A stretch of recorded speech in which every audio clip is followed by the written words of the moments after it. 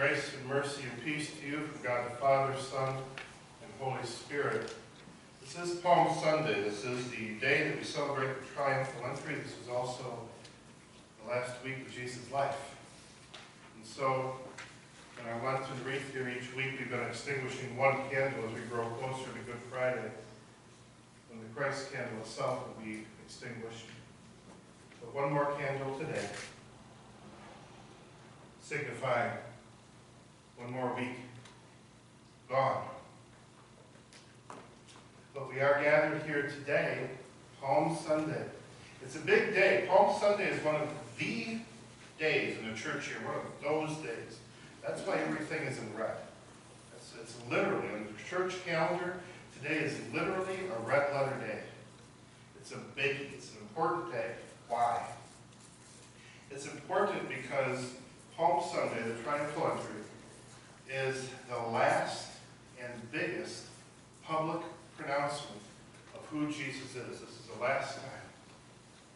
Today, he rides into Jerusalem with the shouts of praises and hosannas.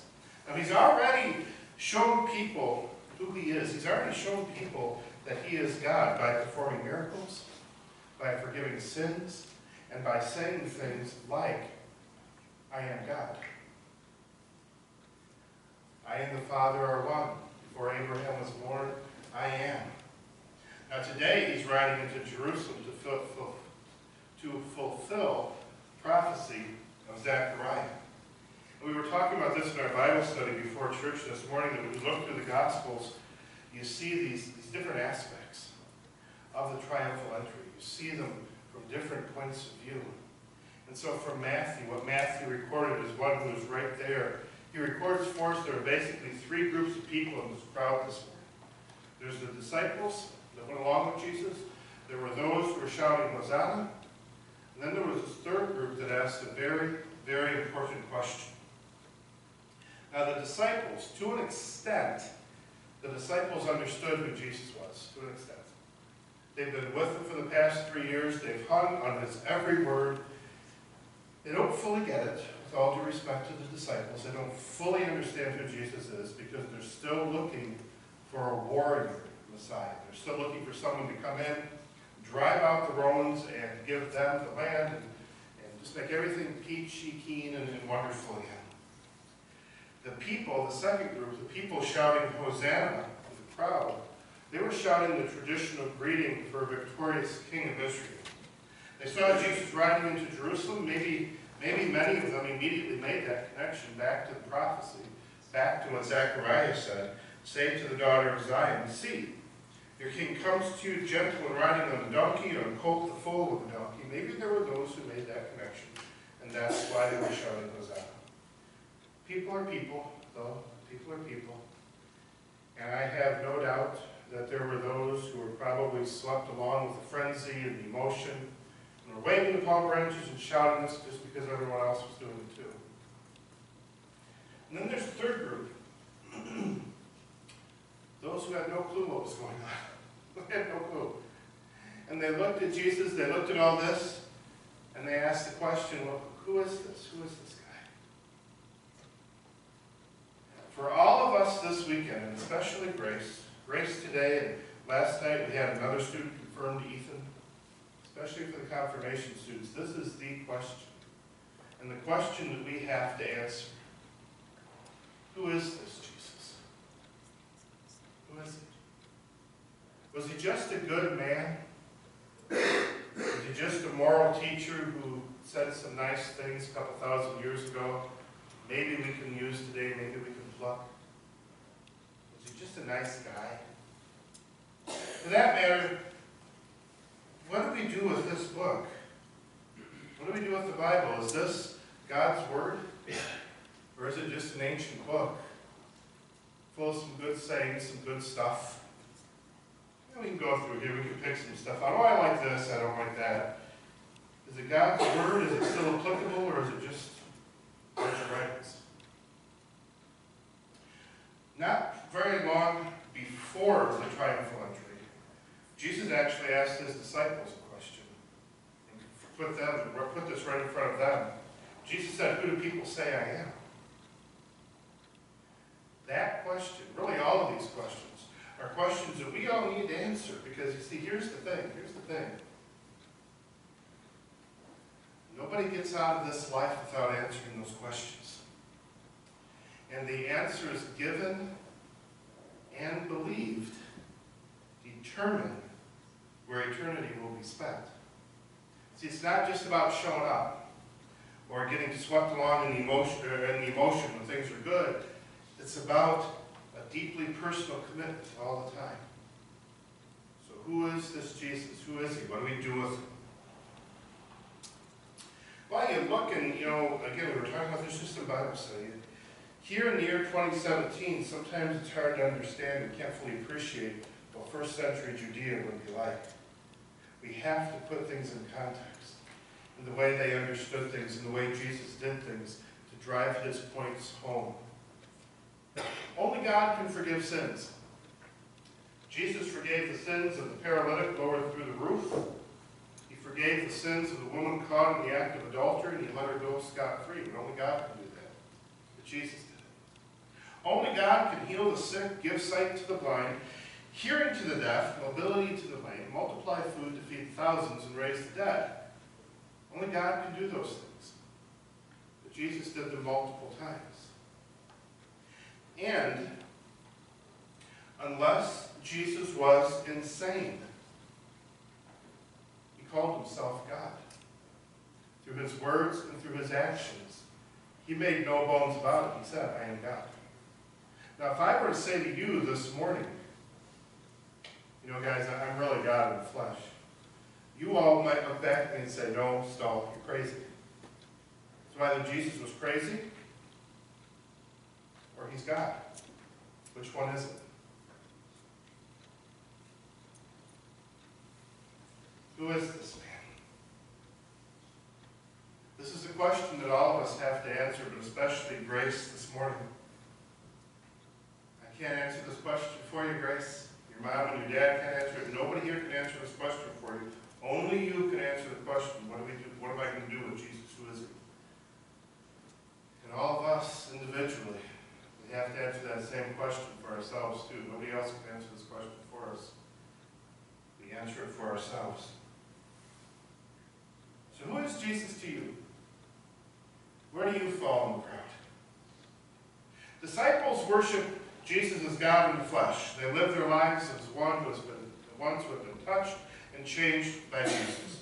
Now they may not fully know or understand or get Jesus, but they're honest enough to admit it. But they're also not willing to stay there. For a true disciple of Jesus, good enough is never good enough. There's always the desire to grow and know him more. The crowd, now what about the crowd? The crowd was full of enthusiastic fans of Jesus. They waved their palm branches, they shouted their victory cheers, just like a lot of people do in football stadiums all over the United States during that most glorious time of the year known as football season. They wave their big foam fingers, they cheer for their team, right until things start going south, and then their cheers often turn to jeers. Remember, today Jesus rides into Jerusalem and then shouts of Hosanna. In a few days, he goes toward the cross and then shouts of Crucify. Fans are fickle, and they tend to go along with the flow of whatever they're feeling just then. And then there's this third group, those who have no idea what's going on. Who is this man, they ask. Now, I want to give them the benefit of the doubt, and maybe the spirit behind their question wasn't so much, who is this man? Like, I don't know him, what's his name? Maybe what was driving the question, maybe the spirit behind their question was more like what the disciples asked. Remember when Jesus calmed the storm? They were all in the boat. They thought the boat was going to go under. They thought they were going to die. Jesus gets up. He rebukes the wind and the waves. The storm stops. And then his disciples say, who is this man?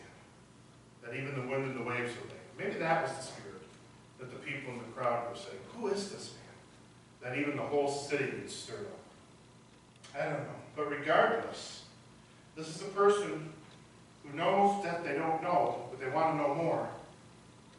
And They're willing to ask questions. So which one are you? Only you can answer that. A disciple who knows who Jesus is, but also knows you don't know everything about him, but are also not satisfied with that. Want to know more and then do something about it. A person who is a fan of Jesus, big fan, he's a good guy, big fan, but not necessarily a follower. When things are good, Jesus is good. When things are bad, yeah, then I don't know. Is pro-Jesus circumstantial, or is it something that you own for yourself? Or maybe a person is not a disciple or a follower, but knows there's something different about Jesus and wants to know more. So again, which one are you and what are you going to do about it? Because here's the thing, and I tell this to the confirmation students every year. Grace, I'm going to tell this to you. I know you already know this, and I know I've said this before. But not only am I a pastor, I'm a parent, so I repeat myself a lot. I know you know this,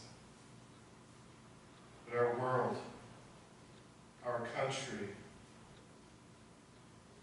is not a Christian world or a Christian country anymore. Whatever we once were in terms of being a Christian country, we're not anymore. We're just not. And Grace, you, my friend, are going into a world that is unlike most of the rest of us have had to experience when we were your age. Now, we've grown up. In this time, we have the benefit of years behind us. But most of us haven't had to go into the world that you are going into at your age. It's growing further and further away from Jesus every day. Congratulations, true Christians. Congratulations, because you are now a minority. True Christians are a minority in this country. True Christians are a minority in the world.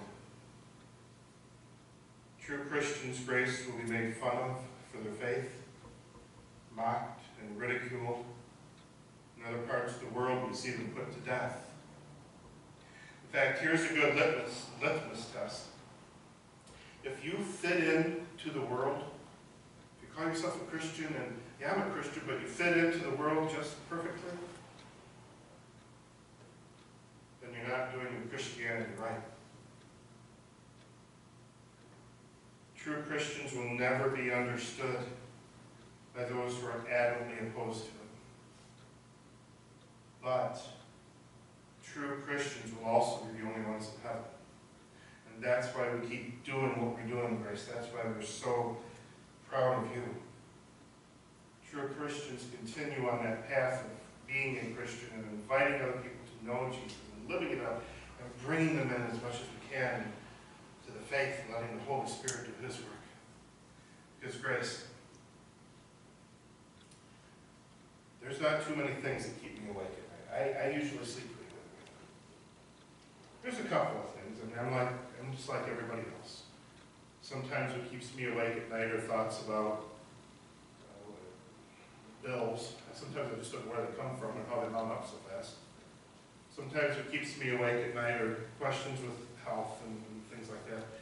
But if there's ever anything for sure is going to keep me awake at night, it's thinking about Alana and Jaden. It's thinking about your generation. It's thinking about young kids. It's thinking about young adults. Because the day is going to come for you when your faith is going to be tested beyond what any of the rest of us have had to deal with.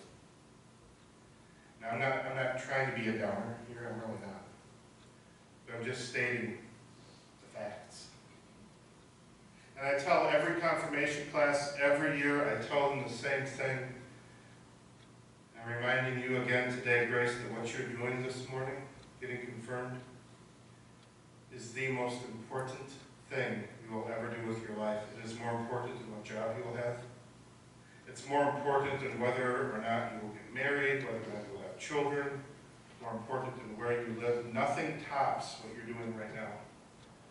Because what you're doing today is taking your first step on your own through the Holy Spirit working in you to make this faith, to make this Jesus personal, a personal commitment. Mom and Dad can't do it for you. I can't do it for you. No one in this congregation can do it for you. But it's just a step. It's the first step. Because here's the real question not just for Grace, but for all of us who are Christians. When push comes to shove and that faith is tested, what are you going to do tomorrow? What are you going to do next week, next month, next year? When it's no longer academic, but it's rubber meets road in the real world. Who are you going to be? A disciple, one of the crowd, or someone for whom I don't even know who this Jesus is? We can only answer that for ourselves individually. I will tell you, Grace, I will say this to all of you, this drum that I just keep beating, I guess it's my thing. I guess I'm a broken record. Being in the Word of God, continuing to come to church, to Sunday school, to Bible study, these are the only places you're going to find rest for your soul. Strengthening for your faith and support for your journey for all of us. So what are you going to do with this, guys? What are you going to do with this, Grace? Back to our reading. Let's go back to our reading. Crying Philanthropy, Sunday. It's just going to be a matter of a few days after this event in our reading today that Jesus is going to be arrested, tortured, and put to death. Then he'll also be raised from the dead. And all of this changes absolutely everything. And it all happens in a matter of a couple days. In a matter of some time, and I don't know when, Jesus is going to come back. I don't know when that is. In fact, Grace can tell you that's the only question confirmants are allowed to answer. I don't know to. Right? And when is Jesus coming back? I don't know. That's the only question out of the 180 some that she can actually say, I don't know. We don't know when he's coming back. Part of me wishes we did. I'm going to be honest. Part of me wishes I knew the exact day and time Jesus was coming back. But then another part of me realizes who we are as people. What would we do? What would we do if we knew Jesus was coming back? What would we do? I've got all this time. I can do whatever I want and then quickly try to get in good at the last minute. But he is coming back. And the next time he comes, he's not riding on a donkey. The next time he comes, he's riding on a steed. He's riding on a war horse. The next time he comes, he's not going to be followed by disciples who are still trying to figure out who he is. The next time he comes, he's coming with the hosts of heaven. And the next time he comes, there isn't going to be anyone asking, who is this? There's going to be no doubt. The Bible is very clear. Every single knee is going to bow. And every single tongue is going to confess Jesus is Lord. Some are going to do it willingly and joyfully. Others are going to do it with fear and trembling, knowing it's too late. It doesn't make any difference at this point.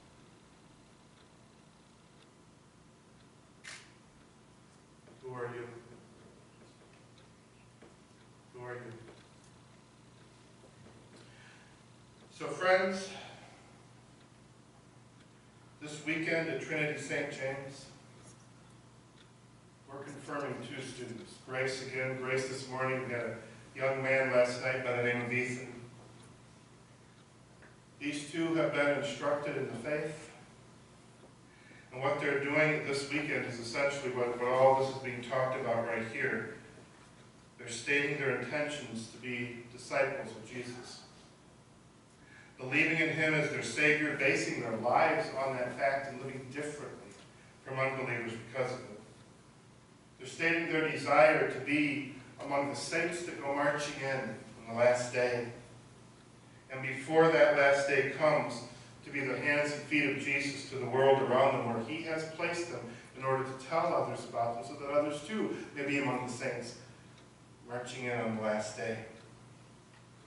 They need our prayers. How easy is it for any of us to be Christians in this world? It's not always easy. And with all due respect, it's harder to be a teenager than be a Christian in this world than someone who has more life experience. Grace, I'm something like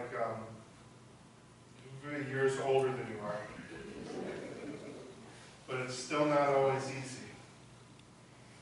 They need brothers and sisters to gather around them, to pray with them, not, oh yeah, I'll pray for Grace, and then at some point on a Thursday afternoon, oh yeah, God, take care of Grace. To pray with them, to take their hands, to pray with them,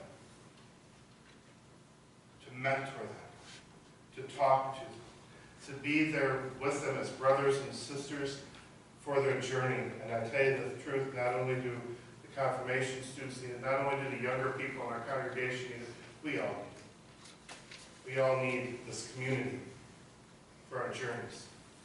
And Grace, you're invited, and because you have said you want to be a part of this now confirmed community, and that's what's going on here today.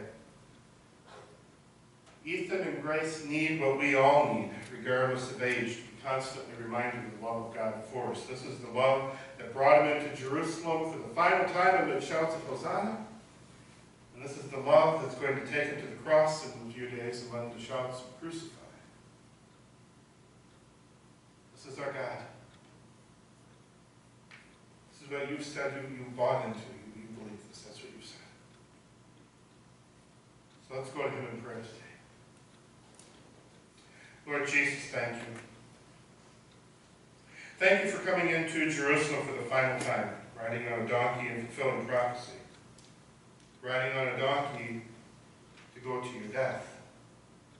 Thank you for embracing the cross for us, for suffering the wrath of God for us, for dying for us, and for rising for us, and for promising to come back for us. Holy Spirit, keep us in the one true Christian faith.